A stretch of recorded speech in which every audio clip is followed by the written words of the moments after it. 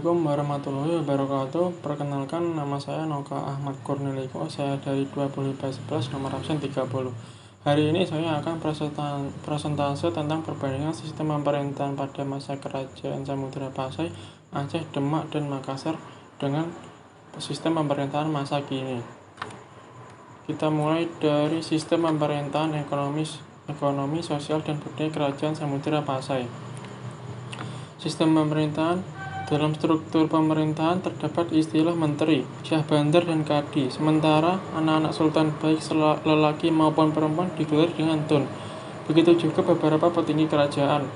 Kesultanan Pasai memiliki beberapa kerajaan bawahan dan penguasanya juga bergelar sultan. Pada masa pemerintahan Sultan Muhammad Malik Az-Zahir, kerajaan Perlak telah menjadi bagian dari kedaulatan Pasai. Kemudian ia juga menempatkan salah seorang anaknya yaitu Sultan Mansur di Samudera. Namun pada masa Sultan Ahmad Malik Az-Zahir, kawasan Samudera sudah menjadi satu kesatuan dengan nama Samudera Pasai yang tetap berpusat di Pasai. Pada masa pemerintahan Sultan Zain al-Abidin Malik Az-Zahir, Lida atau disebut dengan Kerajaan Petir disebutkan menjadi kerajaan bawahan dari Pasai. Sementara itu, Pasai juga disebut memiliki hubungan yang buruk dengan Nagun. Puncaknya kerajaan ini menyerang Pasai dan mengakibatkan Sultan Pasai terbunuh. Sistem ekonomi. Pasai merupakan kata dagang mengandalkan lada sebagai komoditi andalannya. Dalam catatan Mahuan disebut 100 kati lada dijual dengan harga perak 1 tahil. Dalam perdagangan, Kesultanan Pasai mengeluarkan koin emas sebagai alat transaksi pada masyarakatnya. Maka uang ini disebut dengan deureuham atau disebut dengan dirham yang dibuat 70% emas murni dengan berat 0,60 gram, diameter 10 mm, mutu 17 karat. Sementara masyarakatnya Pasai umumnya telah menanam padi di ladang yang dipanen 2 kali setahun serta memiliki sapi perah untuk menghasilkan keju. Sistem sosial. Kehidupan sosial masyarakat Kerajaan Samudra Pasai diatur menurut aturan-aturan dan hukum-hukum Islam. Dalam pelaksanaannya, banyak terdapat persamaan dengan kehidupan sosial masyarakat di negeri Mesir maupun di Arab. Karena persamaan inilah sehingga daerah Aceh yang dahulunya Samudra Pasai mendapatkan julukan daerah sebagai daerah Serambi Mekah. Sistem budaya. Dari catatan Mahuan dan Tome Pires telah membandingkan dan menyebutkan bahwa sosial budaya masyarakat Pasai mirip dengan Malaka, seperti bahasa maupun tradisi pada upacara kelahiran, perkawinan, dan kematian. Kerajaan Samudra Pasai juga berkembang sebagai penghasil karya tulis yang baik. Beberapa orang berhasil memanfaatkan huruf Arab yang dibawa oleh agama Islam untuk menulis karya mereka dalam bahasa Melayu yang kemudian disebut dengan bahasa Jawi, dan hurufnya disebut Arab Jawi. Selain itu juga berkembang ilmu tasawuf yang diterjemahkan ke dalam bahasa Melayu. Sistem pemerintahan ekonomi, sosial, dan budaya Kerajaan Aceh. Sistem pemerintahannya. Akibat jatuhnya Malaka ke tangan Portugis, banyak pedagang muslim yang kemudian mengalihkan kegiatan perdagangan ke pelabuhan Aceh. Karena itu, Aceh menjadi kerajaan besar yang ditunjang oleh kemampuan militer dan ekonomi yang kuat. Kondisi politik pemerintahan Kesultanan Aceh sering dilanda konflik di antaranya penguasa kesultanan itu sendiri. Sultan Alauddin memerintah Aceh selama 15 tahun. Pada masa memerintah Sultan Iskandar Muda, Aceh mencapai puncak kejayaan.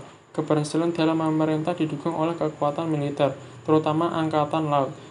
Kerajaan Aceh memiliki armada kapal besar yang dapat mengangkut 600-700 prajurit. Sistem ekonomi. Dalam hal perekonomian, komoditas Kesultanan Aceh adalah lada, barang tambang seperti timah, perak, emas, lalu ada rempah-rempah yang berasal dari Maluku. Sistem sosial dan budaya. Meskipun Kesultanan Aceh merupakan kerajaan Islam, namun masyarakatnya tetap dikuasai oleh kaum bangsawan.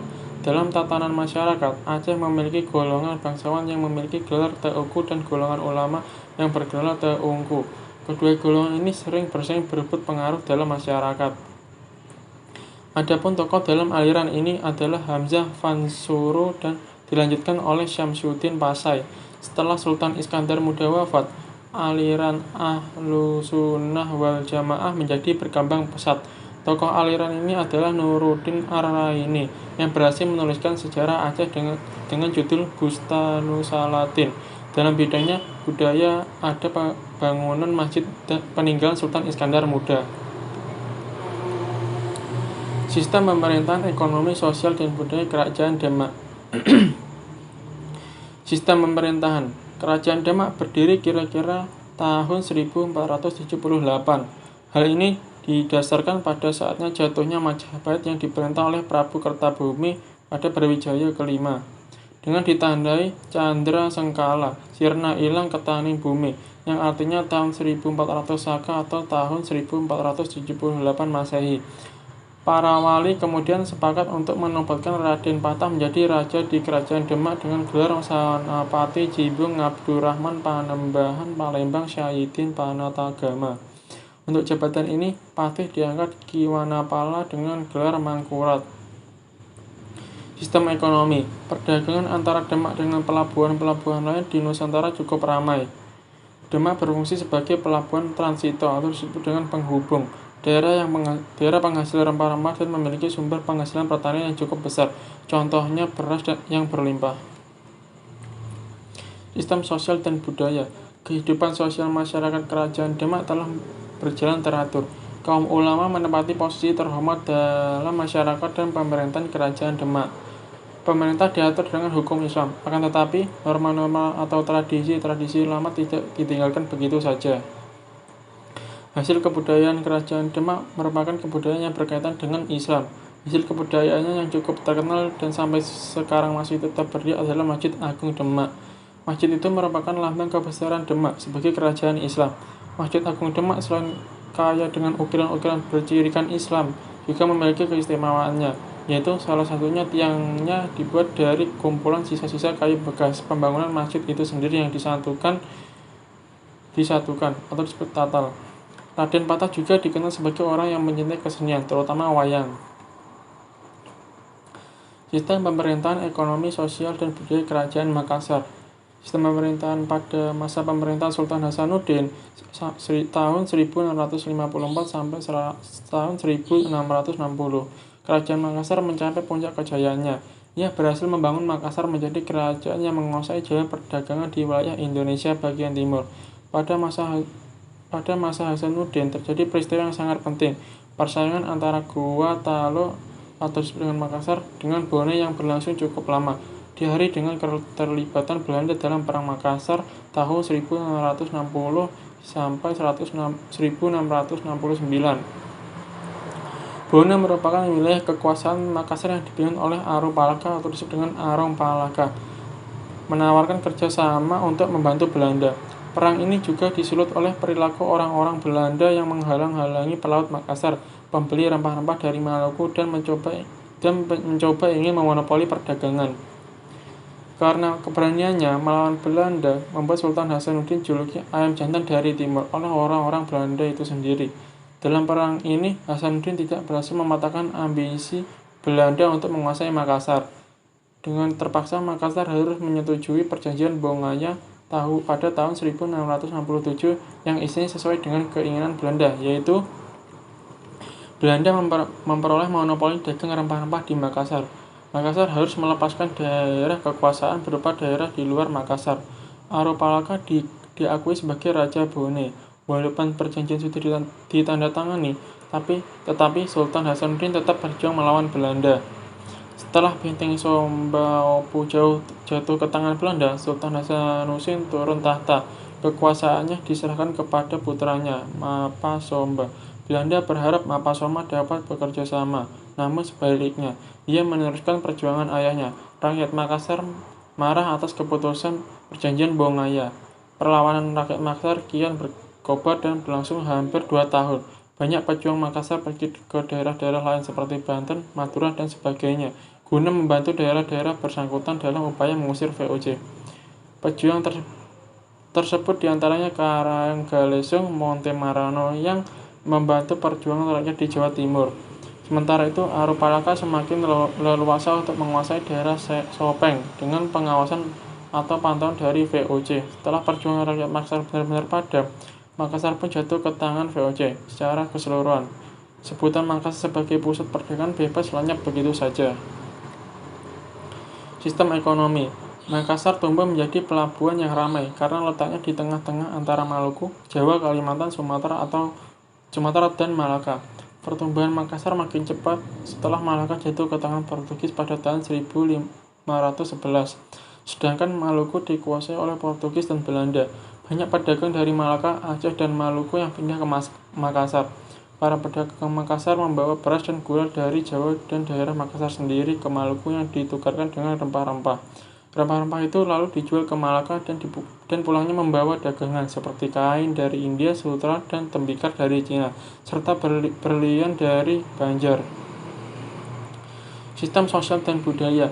Mengingat Makassar sebagai kerajaan maritim dengan sumber kehidupan masyarakat pada aktivitas pelayaran perdagangan, maka sebagian besar kebudayaan dipengaruhi oleh keadaan tersebut. Hasil kebudayaan yang terkenal di Makassar adalah perahu Pinisit dan lambu. Selain itu juga berkembang kebudayaan lain seperti seni bangun, seni sastra, dan seni suara. Dalam kehidupan sehari-hari, masyarakat Makassar sangat terikat dengan norma adat yang mereka anggap sakral. Sekarang kita masuk ke sistem pemerintahan sosial ekonomi dan kebudayaan Indonesia pada masa kini. Sistem pemerintahan Indonesia bersifat presidensial, adalah sistem pemerintahan di mana kepala pemerintah dipegang oleh presiden dan tidak memiliki tanggung jawab terhadap parlemen atau legislatif.